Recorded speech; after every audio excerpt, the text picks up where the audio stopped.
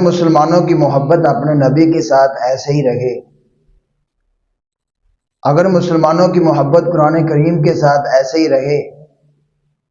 تو انشاءاللہ یہ جتنے بھی گستاخ ہیں ان کے دماغ ٹھیک ہو سکتے ہیں، جیسا کہ سویڈن کا دماغ ٹھیک ہو رہا ہے۔ پوری دنیا کے اندر جس طرح مسلمانوں نے قرآن کریم کے ساتھ اپنی والہانہ محبت کا اظہار کیا گیا، یہ قابل تکریم ہے، قابل احترام ہے۔ اگر ہم آئندہ بھی اسی طرح قرآن کریم کے ساتھ نبی مکرم صلی اللہ علیہ وسلم کے ساتھ اپنی محبت کا اظہار کرتے رہیں